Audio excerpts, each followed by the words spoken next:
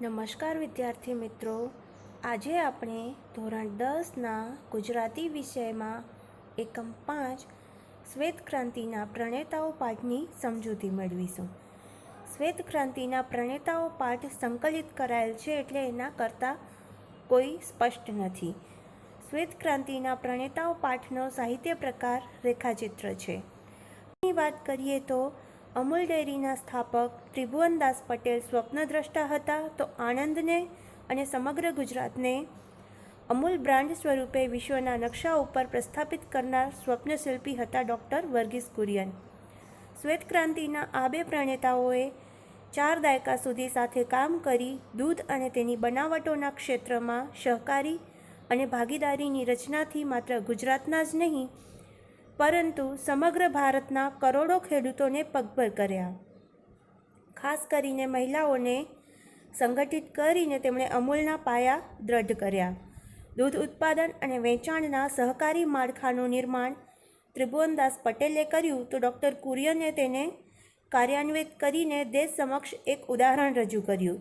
ત્રિભુવનદાસ અને ડૉક્ટર કુરિયનની પ્રતિભાના અનેક અંશો જેવા કે કાર્યદક્ષતા, સંગઠન ક્ષમતા, સેવાપરાયણતા, સંવેદનશીલતા માર્મિક પ્રસંગો દ્વારા ઉપસી આવે છે. આ ચરિત્ર સૌ કોઈ માટે પ્રેરણારૂપ છે. પાઠની સમજૂતી આ મુજબ છે. એમાં સૌ પ્રથમ આપણે ત્રિભુવનદાસ પટેલનો પરિચય મેળવીશું. દર શનિવારે સવારની શાળા હોય.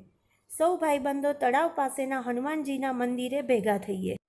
કિશોરાવસ્થામાં સહજ મોજ મજા કરવી અને આનંદ મસ્તીમાં દિવસો પસાર કરવાનું ધ્યેય હોય. ભેગા મળી ક્યારેક રેવડી ખાતા કે ચવાણું ઝાપટતા. પરંતુ એક વખત નક્કી કર્યું કે બધા મિત્રોએ વારાફરતી ઓછામાં ઓછું એકવાર તો કોઈ એક વિષય પર કશુંક લખવું અને બધાની વચ્ચે વાંચવું. એ પ્રમાણે મારો વારો આવ્યો. શું કરવું તે અંગે મનમાં મૂંઝવણ ચાલતી હતી. મારા કાકાના દીકરા પાસેથી તે અરસામાં એક ચોપડી લાવેલો. તેમાં સહકાર વિષય પર કંઈક લખાણ હતું. તે વાંચવામાં આવ્યું. તેના આધારે સહકાર વિશે એક નિબંધ લખીને તૈયાર કર્યો અને સૌ મિત્રોની હાજરીમાં મેં વાંચેલો. બધા મિત્રોને એ વિચાર ખૂબ ગમેલો.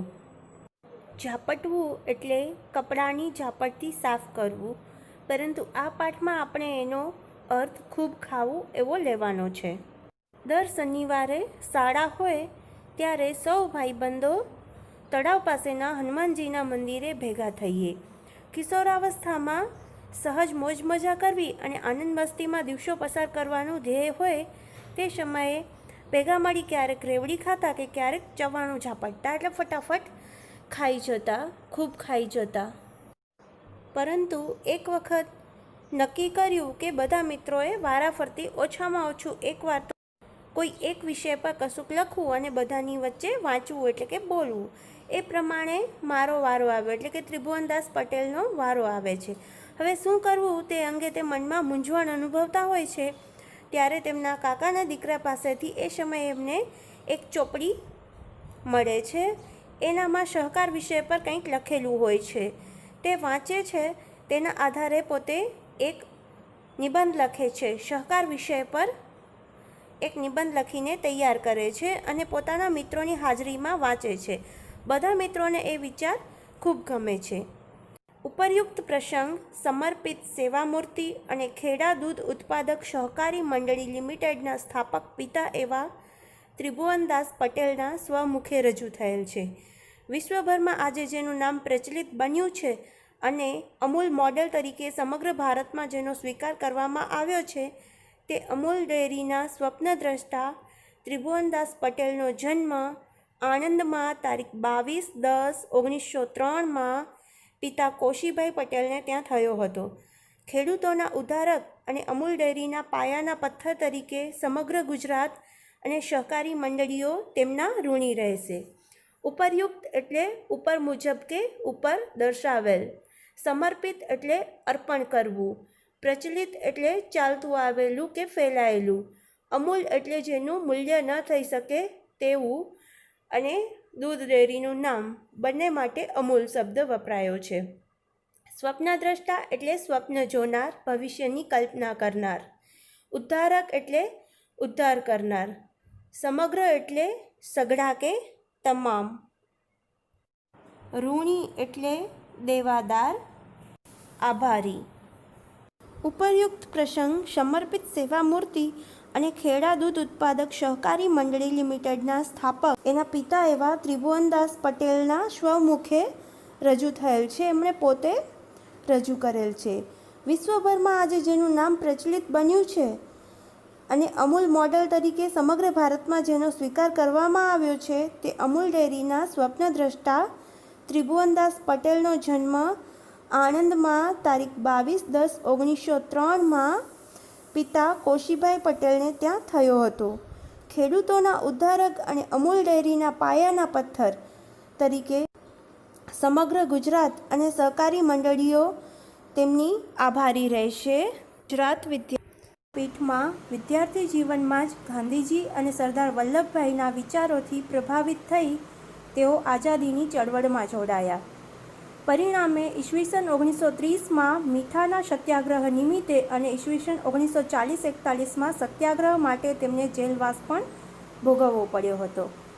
વલ્લભભાઈ પટેલના માર્ગદર્શન હેઠળ ઈસવીસન 1940માં ખેડા જિલ્લાના ખેડૂતો સાથે મળીને સહકારી મંડળીની સ્થાપના કરી. તે સમયે ખેડૂતો પાસેથી ખૂબ ઓછા ભાવે દૂધ ખરીદીને મુંબઈમાં ઊંચા દામે દૂધ વેચતી પોલ્યુશન કંપનીથી ખેડૂતો ત્રાસેલા હતા. બધાએ ભેગા મળી ખેડા જિલ્લા દૂધ ઉત્પાદક સહકારી મંડળી લિમિટેડની સ્થાપના કરી. ઈસવીસન 1950થી ડૉક્ટર વર્ગીસ કુરિયનનો સાથ મળતા બંનેની જુગલબંધી જામી અને અમૂલ ડેરીનો વિકાસ હરણફાળે વિસ્તર્યો. પ્રભાવિત એટલે પ્રભાવની અસરમાં આવેલું. સત્યાગ્રહ એટલે સત્યપાલનનો આગ્રહ અથવા તો સત્ય દ્વારા લડાતું અહિંસક યુદ્ધ કે સવિનય કાનૂનભંગ. માર્ગદર્શન એટલે દોરવણી. દામ એટલે કિંમત.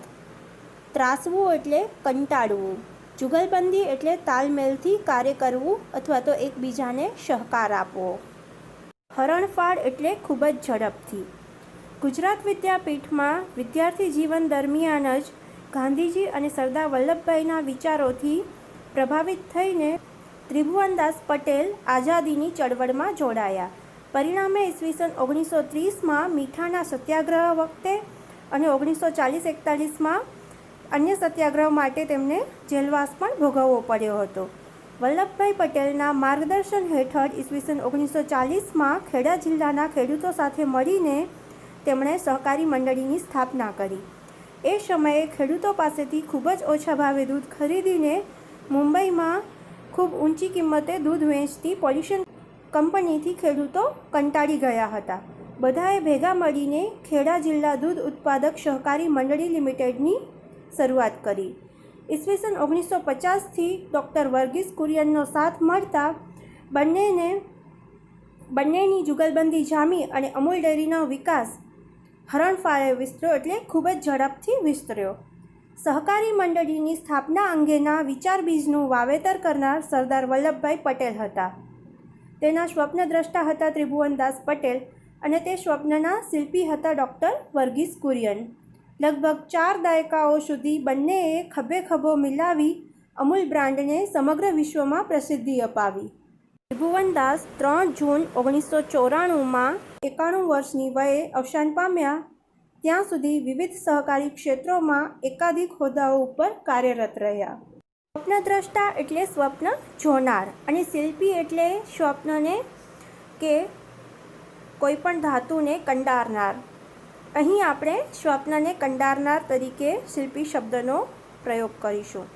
સહકારી મંડળીની સ્થાપના અંગેના વિચાર બીજનું વાવેતર કરનાર સરદાર વલ્લભભાઈ પટેલ હતા. તેના સ્વપ્નદ્રષ્ટા હતા ત્રિભુવનદાસ પટેલ અને તે સ્વપ્નના શિલ્પી હતા. તેને આખરી ઓપ આપનાર હતા doctor Verghese Kurian.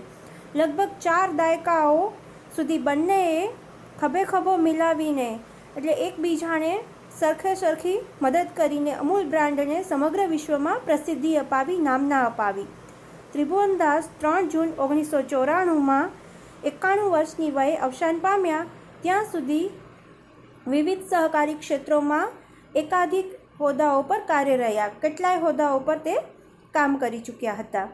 ત્રિભુવનદાસને community leadership માટે ફિલિપાઇન્સનો રેમન્ડ મેગ્સેસે એવોર્ડ આપવામાં આવ્યો. ઈસવીસન 1964માં ભારત સરકાર તરફથી પદ્મભૂષણ એવોર્ડ આપવામાં આવ્યો. આ ઉપરાંત નાના મોટા અનેક એવોર્ડ, માન સન્માન અને હોદ્દાઓ તેમને તેમની સેવાકીય પ્રવૃત્તિઓ માટે મળ્યા હતા. ત્રિભુવનદાસને કોમ્યુનિટી લીડરશિપ માટે ફિલિપાઇન્સનો રેમન્ડ મેગ્સેસે જેવો ઉચ્ચ એવોર્ડ આપવામાં આવ્યો હતો. ઈસવીસન 1964માં ભારત સરકાર તરફથી પણ પદ્મભૂષણનો સન્માનીય એવોર્ડ આપવામાં આવ્યો હતો. આ ઉપરાંત નાના મોટા અનેક એવોર્ડ, માન સન્માન અને હોદ્દાઓ તેમને તેમની સેવાકીય પ્રવૃત્તિઓ માટે મળ્યા હતા. ઈસવીસન 1971માં અમૂલ ડેરીના અધ્યક્ષ સ્થાનેથી સ્વૈચ્છિક નિવૃત્તિ લીધી ત્યારે પ્રચંડ લોકાદર સાંપડ્યો. દરેક સભ્યે પોતાની ઈચ્છાથી એક રૂપિયો એકત્ર કરી 6,80,000 રૂપિયાની થેલી ભેટ ધરી. જનકલ્યાણ પ્રવૃત્તિમાં હંમેશા રસ રુચિ ધરાવતા ત્રિભુવનદાસે અને તેમના ધર્મપત્ની મણિબાઈને ગ્રામજનો માટે શક્ય એટલું સેવા કાર્ય કરવાની પ્રબળ ભાવનાને ચરિતાર્થ કરવા સંકલ્પ કર્યો. ઢળતી વયે ચિરંજીવ યશ અપાવે તેવી એક કાર્યયોજનાનો પોતાને મળેલી ભેટની મોટી રકમથી શુભારંભ કર્યો, જે ત્રિભુવનદાસ ફાઉન્ડેશનના નામે આજે પણ સ્ત્રીઓ અને બાળકોના સ્વાસ્થ્યની સેવાનો લાભ 800થી પણ વધુ ગામને મળી રહ્યો છે. સ્વૈચ્છિક નિવૃત્તિ એટલે સ્વ ઈચ્છાએ નિવૃત્ત થવું તે. લોકાદર એટલે લોકો દ્વારા મળેલો આદર. એકત્ર એટલે ભેગા. ચરિતાર્થ એટલે સફળ. સંકલ્પ એટલે નિશ્ચય. ચિરંજીવ એટલે લાંબી આવરદાવાળું. ઈસવીસન 1971માં અમૂલ ડેરીના અધ્યક્ષ સ્થાનેથી ત્રિભુવનદાસ પટેલે સ્વેચ્છાએ નિવૃત્તિ લીધી ત્યારે તેમને પ્રચંડ લોકાદર સાંપડ્યો. દરેક સભ્યે પોતાની ઈચ્છાથી એક રૂપિયો એકત્ર કરી 6,80,000 રૂપિયાની થેલી તેમને ભેટ ધરી. જનકલ્યાણ પ્રવૃત્તિ એટલે કે લોકોના કલ્યાણ માટેની પ્રવૃત્તિમાં હંમેશા રસ રુચિ ધરાવતા ત્રિભુવનદાસ અને તેમના ધર્મપત્ની મણિબાઈને ગ્રામજનો માટે શક્ય એટલું સેવા કાર્ય કરવાની પ્રબળ ભાવનાને ચરિતાર્થ કરવા સંકલ્પ કર્યો. ઢળતી વયે ચિરંજીવ યશ અપાવે તેવી એક કાર્યયોજના પોતાને મળેલી ભેટની મોટી રકમથી તેમણે શરૂ કરી, જે ત્રિભુવનદાસ ફાઉન્ડેશનના નામે આજે પણ સ્ત્રીઓ અને બાળકોના સ્વાસ્થ્યની સેવાનો લાભ 800થી પણ વધુ ગામને મળી રહ્યો છે. શ્વેત ક્રાંતિના પ્રણેતા અને સહકારી મંડળીના સ્વપ્નદ્રષ્ટા તરીકે આજે પણ ત્રિભુવનદાસ પટેલ પોતાના સેવાકીય કાર્યો થકી ગુજરાતના ખેડૂતોના હૃદયમાં આદરણીય સ્થાન ધરાવે છે. વિના સહકાર નહીં ઉદ્ધારની ઉક્તિને તેમણે પોતાની જીવનશૈલી તેમજ કાર્યપ્રણાલીથી સાર્થક કરી બતાવી છે. શ્વેત ક્રાંતિ એટલે સફેદ ક્રાંતિ, દૂધની ક્રાંતિ. પ્રણેતા એટલે રચનાર અથવા તો કર્તા. સ્વપ્નદ્રષ્ટા એટલે સ્વપ્ન જોનાર. વિના સહકાર નહીં ઉદ્ધાર એ કહેવત છે, જેનો અર્થ થાય છે સાથ સહકાર વિના પ્રગતિ થતી નથી. ઉક્તિ એટલે કથન. સાર્થક એટલે ઉપયોગી. શ્વેત ક્રાંતિના પ્રણેતા અને સહકારી મંડળીના સ્વપ્નદ્રષ્ટા તરીકે આજે પણ ત્રિભુવનદાસ પટેલ પોતાના સેવાકીય કાર્યો દ્વારા ગુજરાતના ખેડૂતોના હૃદયમાં આદરણીય એટલે માનપૂર્વકનું સ્થાન ધરાવે છે. વિના સહકાર નહીં ઉદ્ધાર કહેવતને એ ઉક્તિને તેમણે પોતાની જીવનશૈલી તેમજ કાર્યપ્રણાલીથી સાર્થક કરી બતાવી છે. શ્વેત ક્રાંતિના પ્રણેતાઓમાં બીજા છે ડૉક્ટર વર્ગીસ કુરિયન. ઇજનેરીનો અભ્યાસ પૂર્ણ કર્યા પછી ઈસવીસન 1944માં ટાટા આયર્ન એન્ડ સ્ટીલ કંપનીમાં એપ્રેન્ટિસ તરીકે એક યુવાનની પસંદગી થઈ. તે યુવાનના મામા જ્હોન મથાઈ ટાટા ઇન્ડસ્ટ્રીઝના ડાયરેક્ટર હોવાથી તે 1-2 વખત જમશેદપુર આવ્યા ત્યારે આ યુવાનને મળ્યા. યુવાન ઇજનેરને તે ન ગમ્યું. બધાએ ખૂબ ના પાડી છતાં તેમણે સામેથી નોકરી છોડી દીધી. કારણ આપતા તેમણે કહ્યું, હવે હું અહીં કુરિયન નથી રહ્યો, હું માત્ર ઉપરી અમલદારનો ભાણેજ જ રહ્યો છું, જે મને મંજૂર નથી. આવો અડગ આત્મવિશ્વાસ અને ખુદદારી ધરાવનાર હતા વર્ગીસ કુરિયન. અડગ એટલે દ્રઢ, કે ડગે નહીં તેવું. આત્મવિશ્વાસ એટલે પોતાની શક્તિમાં વિશ્વાસ. ખુદદારી એટલે ખુમારી. ઇજનેરીનો અભ્યાસ પૂર્ણ કર્યા પછી ઈસવીસન 1944માં ટાટા આયર્ન એન્ડ સ્ટીલ કંપનીમાં એપ્રેન્ટિસ તરીકે એક યુવાનની પસંદગી થઈ. તે યુવાન હતા ડૉક્ટર વર્ગીસ કુરિયન. તેમના મામા જ્હોન મથાઈ ટાટા ઇન્ડસ્ટ્રીઝના ડાયરેક્ટર હોવાથી તે 1-2 વખત જમશેદપુર આવ્યા ત્યારે તે વર્ગીસ કુરિયનને મળ્યા, જે તેમને ન ગમ્યું. બધાએ ખૂબ ના પાડી છતાં તેમણે સામેથી નોકરી છોડી દીધી અને કારણ આપતા કહ્યું કે હવે હું અહીં કુરિયન નથી રહ્યો, પરંતુ માત્ર ઉપરી અમલદારનો ભાણેજ જ રહ્યો છું, જે મને મંજૂર નથી. આવો અડગ આત્મવિશ્વાસ અને ખુદદારી ધરાવનાર હતા વર્ગીસ કુરિયન. ગુજરાતમાં આવેલા આનંદનગરને અમૂલ ડેરી દ્વારા મિલ્ક સિટીની ઓળખ અપાવનાર વર્ગીસનો જન્મ સિરિયન ખ્રિસ્તી પરિવારમાં તારીખ 26/10/1921ના રોજ કેરાલાના કેલિકટ ગામે થયો હતો. તેમના પિતા પુથેન પરક્કલ કુરિયન સિવિલ સર્જન હતા. વર્ગીસના માતાને શિક્ષણ અને સંગીતમાં વિશેષ રસ હતો. તેઓ પિયાનો પરથી અદ્ભુત સંગીતના સૂરો વહાવી શકતા. 4 ભાઈ બહેનોમાં વર્ગીસ ત્રીજું સંતાન હતા. તેમનું શાલેય શિક્ષણ ગામમાં પૂર્ણ કરી મદ્રાસની લોયોલા કોલેજમાંથી ભૌતિકશાસ્ત્ર વિષયમાં તેમણે BScની પદવી પ્રાપ્ત કરી. ત્યારબાદ ગ્વિન્ડી કોલેજ ઓફ એન્જિનિયરિંગ મદ્રાસમાંથી ઇજનેરની પદવી પ્રાપ્ત કરી. કોલેજમાં પ્રવેશ સમયે માત્ર 14 વર્ષની ઉંમર હતી. વર્ગના સૌથી નાની વયના વિદ્યાર્થી હોવાથી તેમને ભાગે હંમેશા એકલા જ બધો સંઘર્ષ કરવાનો આવ્યો. પરિણામે જિંદગીના પ્રથમ સોપાનથી જ વર્ગીસ સ્વાવલંબનના આગ્રહી બન્યા.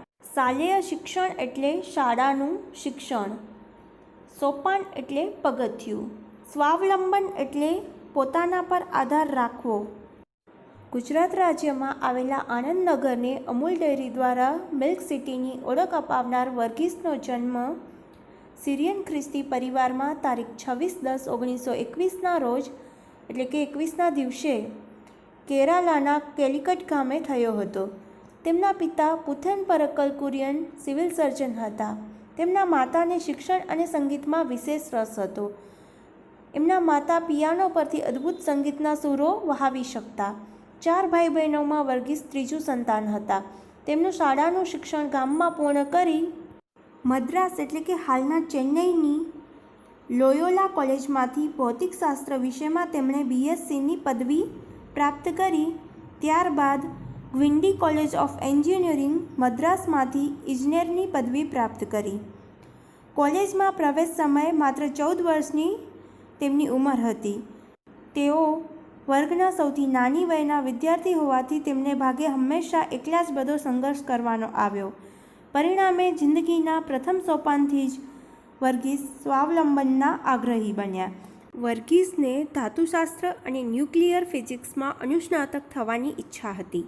તેથી બ્રિટિશ સરકાર દ્વારા ચાલતી શિષ્યવૃત્તિ મેળવી અમેરિકા અભ્યાસ માટે જવાનું ફોર્મ ભર્યું, જેમાં તેમની ડેરી એન્જિનિયરિંગના વિષયમાં પસંદગી થઈ. તે માટેની પૂર્વ શરત સ્વરૂપે તેમણે ઇમ્પિરિયલ ડેરી રિસર્ચ ઇન્સ્ટિટ્યૂટ નામની સંસ્થામાં બેંગ્લોર 8 માસની તાલીમ લેવા જવું પડ્યું. ત્યાં તેમને પ્રથમ વખત ડેરી પ્રવૃત્તિના મૂળભૂત સિદ્ધાંતો સમજવાનો મોકો મળ્યો. ઈસવીસન 1946માં મિશિગન સ્ટેટ યુનિવર્સિટી અમેરિકામાં અભ્યાસ માટે ગયા ત્યારે સ્કોલરશિપ આપનાર સરકારના સંતોષ ખાતર ડેરી એન્જિનિયરિંગના કેટલાક અભ્યાસક્રમો તેમણે પૂર્ણ કર્યા, પરંતુ અનુસ્નાતકની પદવી તો તેમણે ધાતુશાસ્ત્ર અને ન્યુક્લિયર ફિઝિક્સના વિષયોમાં ડિસ્ટિંક્શન સાથે પાસ કરી. ઈસવીસન 1948માં ભારત પરત આવ્યા. શિષ્યવૃત્તિ એટલે વિદ્યાર્થી ભણે એ માટે એને આપવામાં આવતી આર્થિક મદદ. સિદ્ધાંતો એટલે નિયમો. પરત એટલે પાછા. વર્ગીસને ધાતુશાસ્ત્ર અને ન્યુક્લિયર ફિઝિક્સમાં અનુસ્નાતક થવાની ઈચ્છા હતી. તેથી બ્રિટિશ સરકાર દ્વારા ચાલતી શિષ્યવૃત્તિ મેળવી અમેરિકા અભ્યાસ માટે જવાનું તેમણે ફોર્મ ભર્યું, જેમાં તેમની ડેરી એન્જિનિયરિંગના વિષયમાં પસંદગી થઈ. તે માટેની પૂર્વ શરત સ્વરૂપે તેમણે ઇમ્પિરિયલ ડેરી રિસર્ચ ઇન્સ્ટિટ્યૂટ નામની સંસ્થામાં બેંગ્લોરમાં 8 મહિનાની તાલીમ લેવા જવું પડ્યું. ત્યાં તેમને પ્રથમ વખત ડેરી પ્રવૃત્તિના મૂળભૂત સિદ્ધાંતો સમજવાનો મોકો મળ્યો. ઈસવીસન 1946માં મિશિગન સ્ટેટ યુનિવર્સિટી અમેરિકામાં અભ્યાસ માટે ગયા ત્યારે સ્કોલરશિપ આપનાર સરકારના સંતોષ ખાતર ડેરી એન્જિનિયરિંગના કેટલાક અભ્યાસક્રમો તેમણે પૂર્ણ કર્યા, પરંતુ અનુસ્નાતકની પદવી તો તેમણે પોતાના ગમતા ધાતુશાસ્ત્ર અને ન્યુક્લિયર ફિઝિક્સના વિષયોમાં ડિસ્ટિંક્શન સાથે જ પાસ કરી. ઈસવીસન 1948માં ભારત પરત આવ્યા, એટલે કે પાછા આવ્યા. તારીખ 13/5/1949ને શુક્રવારે ભારત સરકારના આદેશથી કુરિયને આણંદમાં પ્રથમવાર પગ મૂક્યો. મકાન ભાડે ન મળતા ડેરીની બાજુમાં આવેલું જૂનું ગેરેજ ભાડે રાખી ત્યાં રહેવાનું શરૂ કર્યું.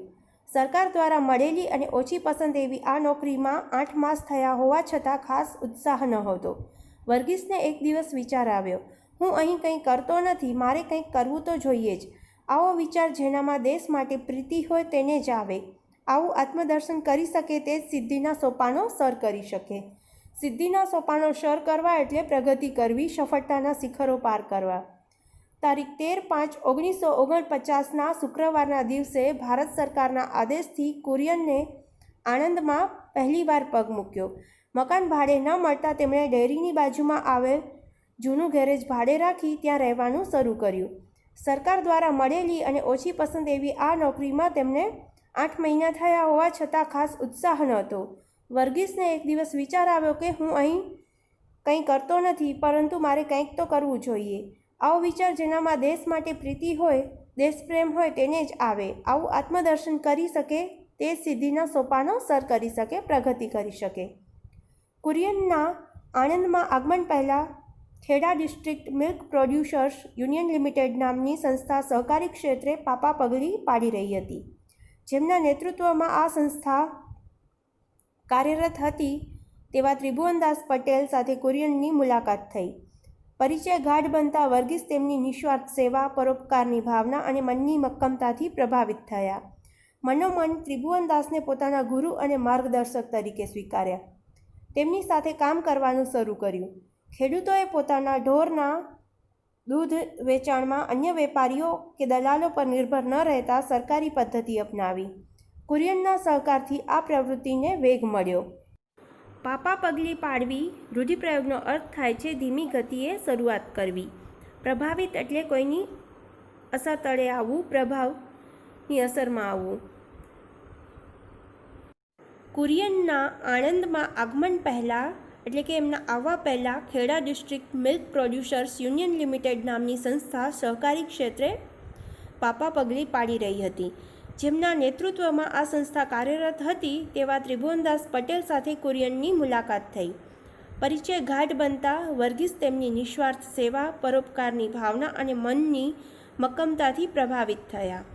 મનોમન ત્રિભુવનદાસને તેમણે પોતાના ગુરુ અને માર્ગદર્શક તરીકે સ્વીકાર્યા. તેમની સાથે કામ કરવાનું શરૂ કર્યું. ખેડૂતોએ પોતાના ઢોરના દૂધ વેચાણમાં અન્ય વેપારીઓ કે દલાલો પર એટલે કે વચેટિયાઓ પર નિર્ભર ન રહેતા સરકારી પદ્ધતિ અપનાવી.